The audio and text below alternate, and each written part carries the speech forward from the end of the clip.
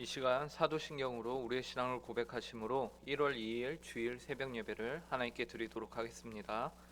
전능하사 천지를 만드신 하나님 아버지를 내가 믿사오며 그 외아들 우리 주 예수 그리스도를 믿사오니 이는 성령으로 잉태하사 동정녀 마리아에게 나시고 본디오 빌라도에게 고난을 받으사 십자가에 못 박혀 죽으시고 장사한 지 사흘 만에 죽은 자 가운데서 다시 살아나시며 하늘에 오르사 전능하신 하나님 우편에 앉아 계시다가 저리로서 산 자와 죽은 자를 심판하러 오시리라. 성령을 믿사오며 거룩한 공회와 성도가 서로 교통하는 것과 죄를 사하여 주시는 것과 몸이 다시 사는 것과 영원히 사는 것을 믿사옵나이다. 아멘. 이 시간 찬송가 204장 주의 말씀 듣고서 함께 찬송하도록 하겠습니다. 찬송가 204장입니다. 이전 찬송가는 379장입니다.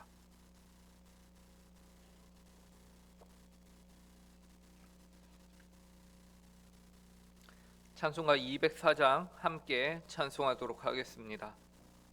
주의 말씀 듣고서 준행하는 자는 반석 위에 터닫고 집을 지은 같아 비가 오고 물나며 바람 부딪혀도 반석 위에 세운 집 무너지지 않네. 잘 짓고 잘 짓세 우리 집 잘 짓세 만세 반석 위에다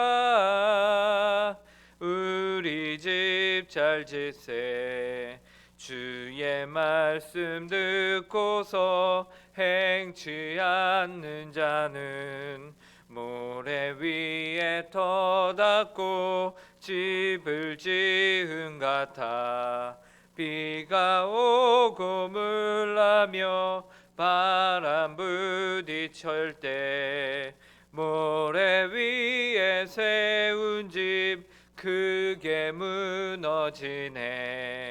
잘 짓고 잘 짓세 우리 집 잘 짓세 만세 반석 위에다 우리 집 잘 짓세 세상 모든 사람들 집을 짓는 자니 반석 위가 아니면 모래 위에 짓네. 우리 구주 오셔서 지은 상을 줄 때 세운 공로 따라서 영영상 벌 주리. 잘 짓고 잘 짓세 우리 집 잘 짓세 만세 반석 위에다 우리 집 잘 짓세. 아멘. 함께 기도하도록 하겠습니다.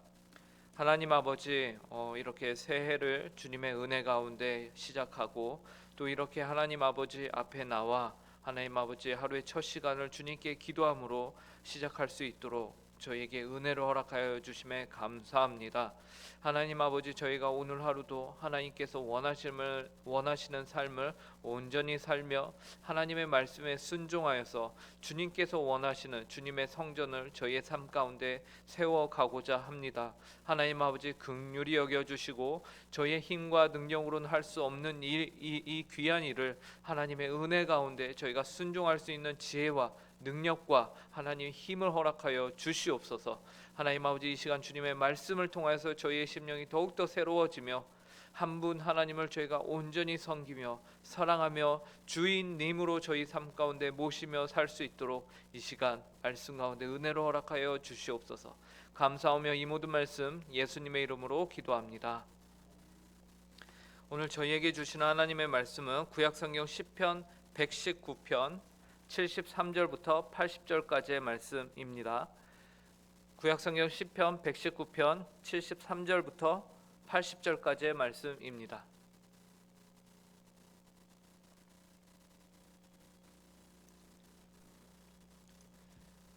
이 시간 하나님의 말씀을 제가 봉독하도록 하겠습니다. 주의 손이 나를 만들고 세우셨사오니 내가 깨달아 주의 계명들을 배우게 하소서. 주를 경외하는 자들이 나를 보고 기뻐하는 것은 내가 주의 말씀을 바라는 까닭이니이다. 여호와여, 내가 알거니와 주의 심판은 의로우시고 주께서 나를 괴롭게 하심은 성실하심 때문이니이다. 구하오니 주의 종에게 하신 말씀대로 주의 인자하심이 나의 위안이 되게 하시며 주의 긍휼이 여기심이 내게 임하사 내가 살게 하소서. 주의 법은 나의 즐거움이니이다. 교만한 자들이 거짓으로 나를 엎드러뜨렸으니 그들이 수치를 당하게 하소서. 나는 주의 법도들을 작은 소리로 읊조리리이다. 주를 경외하는 자들이 내게 돌아오게 하소서. 그리하시면 그들이 주의 증거들을 알리이다. 내 마음으로 주의 율례들에 완전하게 하사 내가 수치를 당하지 아니하게 하소서. 우리가 살아가는 이 세상에는 참으로 많은 세계관들이 존재합니다. 세계관이라는 것은 세상을 바라보는 관점인데요. 그 중에서도 어떤 이들은 신이 이 세상에 존재하지 않는다라는 세계관으로 세상을 살아갑니다. 신이 없다는 관점으로 세상을 바라보게 된다면 그 결과는 둘 중 하나입니다. 첫째는 그들은 현재 자신의 행동을 판단하고 심판하실 신이 없기 때문에 한 번뿐인 인생을 후회 없이 자신들이 하고 싶은 것을 다 하며 살아야 한다, 즐겨야 한다라는 쾌락주의에 빠지게 됩니다. 그러나 우리 모두가 잘 알다시피 쾌락의 결과는 비참함입니다. 자멸일 뿐이에요. 왜냐하면 사람은 쾌락 가운데서 영원한 만족과 안식을 얻지 못하는 존재들이기 때문에 그렇습니다. 이것이 첫 번째 신이 없다는 관점의 결과예요. 두 번째 신이 없다는 관점의 결과는 쾌락주의와는 반대되는 상반되는 결과인데 바로 허무주의입니다. 신이 없이 무엇이 존재한다는 것은 곧 그 존재가 우연히 생겨났다는 것을 의미하죠. 우연히라는 사건 속에는 어떠한 의도도 그리고 계획도 존재하지 않습니다. 그러므로 인생이 우연히 존재한다는 것은 곧 살아야 할 이유, 내가 존재해야 하는 의미가 전혀 그 가운데서 찾을 수 없는 것이죠. 그 결과 허무주의에 빠지게 됩니다. 이것이 바로 하나님이 없다는 생각을 가진 두 번째 결과예요. 이처럼 세상을 살아가는 여러 가지 관점 가운데서 무익한 것, 우리가 결코 바라보지 말아야 할 것은 바로 신이 없다라는 관점입니다. 바로 무신론이에요. 우리는 이 무신론을 세상의 여러 가지 다양한 관점 중에서 아주 무익한 것으로 우리가 지향해야 합니다. 그런데 오늘 본문에서 저자는 다행히도 하나님의 존재를 인정합니다. 그리고 그 하나님에 의해서 자신이 만들어진 존재라는 것을 아주 분명한 확신 가운데 고백하고 있죠. 73절을 보시면 이렇게 말합니다. 주의 손이 나를 만들고 세우셨사오니 내가 깨달아 주의 계명들을 배우게 하소서. 시편 기자는 자신을 만드신 분이 바로 주님이십니다라고 고백을 하고 있어요. 주의 손이 자신을 만들었다고 하죠. 그리고 만드실 뿐만 아니라 자신을 세우셨다라고도 말합니다. 여기서 세우셨다라는 것은 자신을 그냥 만들고 버려둔 것이 아니라 계속해서 자신의 삶 가운데 관여하시고 자신을 세워가셨다라는 것을 의미합니다. 즉 하나님을 실존하시는, 실제로 존재하시는 창조주요, 온 세상을 다스리시고 충만케 하시는, 살아 역사하시는 주관자, 주권자로 말하고 있는 것이에요. 그리하여 그의 성도들을 인도하시고 도우시고 보살피시는 하나님의 경륜적인 은혜를 함께 고백하고 있는 것입니다. 이렇게 하나님의 창조와 섭리를 믿는 성도는 그 다음에 하나님께 무엇을 간구할까요? 73절 후반절에 보니까 시편 기자는 내가 깨달아 주의 계명들을 배우게 하소서라고 고백하고 있습니다. 즉 살면서 하나님의 말씀을 배워 깨달을 수 있는 은혜를 나에게 허락하여 주십시오라고 간구하는 것이죠. 이처럼 우리가 어디서 왔는지, 우리의 근본이 어디서 왔음을 알고, 그리고 그 이후에는 또한 우리가 어떠한 삶을 추구해야 하는지 바로 이 73절이 우리에게 다 말해주고 있는 것이에요. 인류는 하나님으로부터 시작하였습니다. 그리고 하나님에 의해서 세워져 왔으며 또 이제 그 하나님을 알 수 있는 말씀을 깨닫기 위해 살아가야 한다라는 것을 우리에게 말해주고 있는 것이죠. 그런데 그 다음 구절인 74절에서는 이처럼 하나님의 계명들인 말씀을 깨닫고 배우기 위한 자들 곁에는 주를 경외하는 자들이 그 모습을 보면서 함께 기뻐하고 함께 모인다라는 것을 우리에게 보여줍니다. 하나님께서 말씀을 중심으로 동역하는 지체들을 우리에게 허락하시는 은혜를 주신다라는 것이 주를 경외하는 자 74절 제가 읽어보겠습니다. 주를 경외하는 자들이 나를 보고 기뻐하는 것은 내가 주의 말씀을 바라는 까닭이니이다. 유유상종이라고 하죠. 비슷한 사람들끼리 서로 모입니다. 어울리는 법이에요. 그래서 주를 경외하는 자들은 시편 기자가 하나님의 말씀을 추구하고 그 말씀 깨닫기를 사모하는 그 모습을 보면서 어떻게 합니까?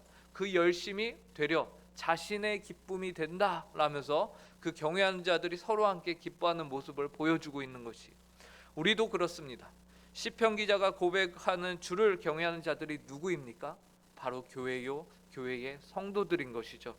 그래서 하나님을 함께 믿으며 우리가 기도회나 아니면 성경 공부 자리나 예배 가운데 그 지체들을 만나게 되면은 한 분 하나님으로 인해서 우리가 서로 그냥 기쁘고 반갑고 즐거운 것이죠.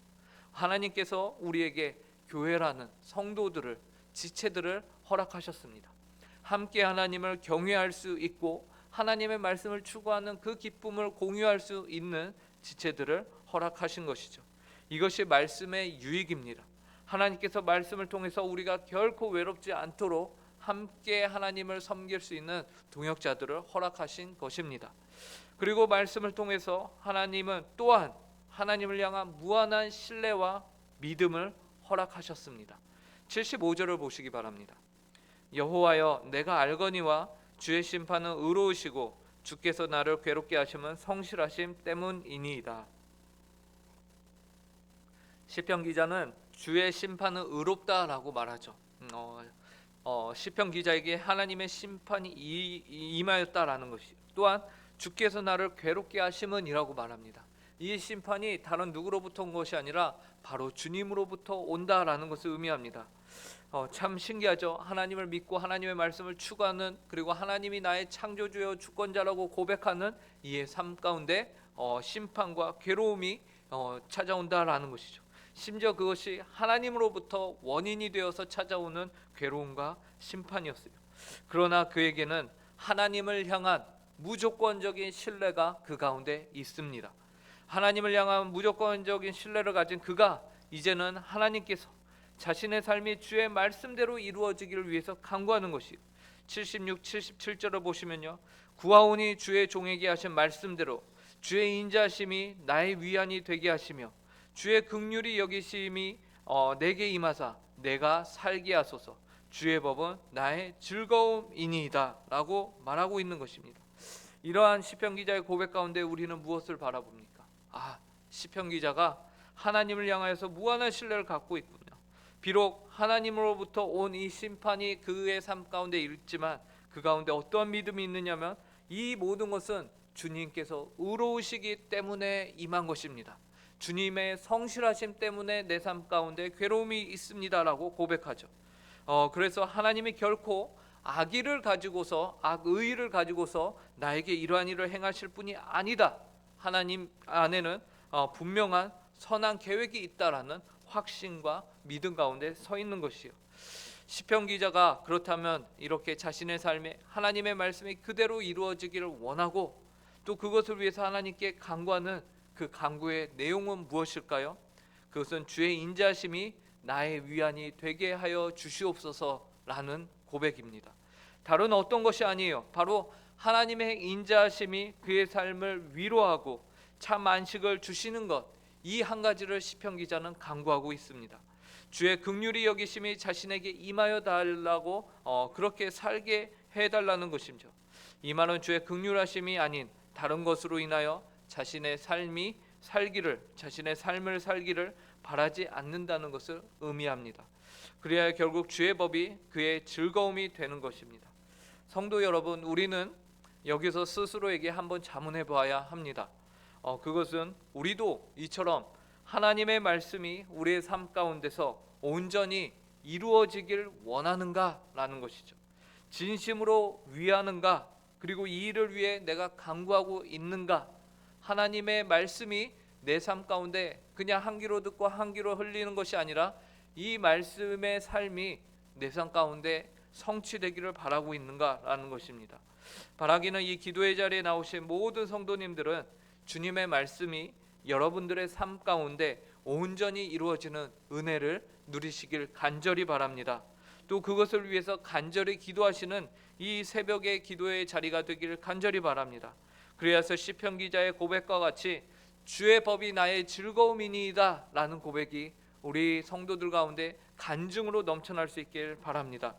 이 복된 삶이 결코 쉬운 삶은 아니었습니다. 왜냐하면 78절 79절을 보면 시편 기자에게 이런 시련이 찾아왔다라고 말하거든요. 교만한 자들이 거짓으로 나를 엎드러뜨렸으니 그들이 수치를 당하게 하소서. 나는 주의 법도들을 작은 소리로 읊조리리이다. 주를 경외하는 자들이 내게 돌아오게 하소서. 그리하시면 그들이 주의 증거들을 알리이다. 78절에서 교만한 자들이 거짓으로 이 시편 기자를 엎드러뜨리려고 했습니다. 또 79절에 보니까 주를 경외하는 자들이 내게 돌아오게 하소서. 이 말은 무엇입니까? 분명히 74절에서 주를 경외하는 자들의 시편 기자에게 와서 함께 기뻐했는데 그들이 어느샌가 또 이 시편 기자를 떠나갔다라는 것이죠. 그렇기 때문에 주를 경외하는 자들이 다시 나에게 돌아오게 하여 달라고 간구하고 있는 것이, 이처럼 하나님을 경외하며 그 말씀이 내 삶 가운데 이루어지기를 간절히 구하는 그 삶은 결코 쉬운 삶이 아닙니다. 그러나 시편 기자는 이러한 상황 가운데서도 주의 법도들을 작은 소리로 읊조리는 삶을 포기하지 않았습니다. 큰 소리로 외치지 못하며 읊조려야 하는 그 곤란한 상황 가운데서도 하나님의 말씀을 끝까지 놓지 않았습니다. 끝까지 하나님을 경외하는 삶을 살고자 노력하였습니다. 그 말씀을 포기하지 않았습니다. 그리고 주를 경외하는 자들을 다시 만나서 주의 증거를 나눌 수 있는 그 복된 날이 오기를 간구하였습니다. 하나님의 말씀을 다시 나눌 그 날을 고대하는 삶, 처음부터 끝까지 하나님의 말씀 중심인 모습을 우리에게 보여주고 있는 것이, 그리고 마지막에 80절에서 내 마음으로 주의 율례들에 완전하게 하사 내가 수치를 당하지 아니하게 하소서라고 말하죠. 여기서 하나님의 말씀에 완전하게 되는 것은 결국 우리의 마음 가운데서 이 말씀을 온전히 받아들일 때 우리의 삶도 우리의 생각도 변화된다라는 것입니다. 마음에 우리의 말씀을 하나님의 말씀을 우리의 마음 가운데 받아들여야 이 말씀이 완성된다라고 말합니다. 오늘 우리는 시편 119편 73절부터 80절을 통해서 주의 손에 창조되어지고 세워진 우리가 하나님의 말씀을 추구해야 한다라는 사실과 그 말씀을 온전히 깨닫게 되는 것이 우리의 삶의 진정한 위로여 그리고 하나님을 온전히 신뢰할 수 있는 방법임을 보았습니다. 오늘 시편 기자의 고백과 같이 마음으로 주의 율례 하나님의 말씀을 온전히 받아들여 주님을 경외하는 자들과 함께 그 복된 하나님을 증거하는 삶을 사시는 모든 성도님들이 될 수 있길 간절히 바랍니다. 함께 기도하겠습니다. 하나님 아버지, 참으로 감사합니다. 오늘도 저에게 한날을 허락하여 주셨고 또 주님의 말씀을 허락하여 주셨습니다. 이 말씀을 중심으로 하나님 아버지, 저희가 하나님을 경외하며 하나님을 믿으며 하나님 저희의 삶 가운데 위로로 여기며 하나님 아버지께 참 인도하심을 받는 귀하고 복된 삶을 저희가 함께 주께서 허락하신 지체들과 함께 살아갈 수 있도록 은혜로 허락하여 주시옵소서. 오늘은 복되고 귀한 주일입니다. 주님 앞에 저희가 한 자리에 모여 한 하나님을 예배할 때에 이러한 기쁨이, 한 하나님을 온전히 말씀 가운데 섬기며 배우며 따라가는 그 기쁨이 배가가 되는 은혜를 저희 가운데 허락하여 주시고, 저희에게 허락하신 이 공동체, 교회 공동체를 하나님 저희가 더욱더 주님의 사랑으로 사랑할 수 있도록 은혜로 허락하여 주시옵소서. 하나님 아버지, 오늘 하루도 저희에게 허락하심에 감사하며 주님께만 온전한 영광을 올려드리길 간절히 구하며 이 모든 말씀 예수님의 이름으로 기도합니다. 아멘. 하늘에 계신 우리 아버지여, 이름이 거룩히 여김을 받으시오며 나라에 임하옵시며 뜻이 하늘에서 이루어진 것 같이 땅에서도 이루어지이다. 오늘날 우리에게 일용할 양식을 주옵시고 우리가 우리에게 죄 지은 자를 사하여 준 것 같이 우리 죄를 사하여 주옵시고 우리를 시험에 들게 하지 마옵시고 다만 악에서 구하옵소서. 대개 나라와 권세와 영광이 아버지께 영원히 있사옵나이다. 아멘.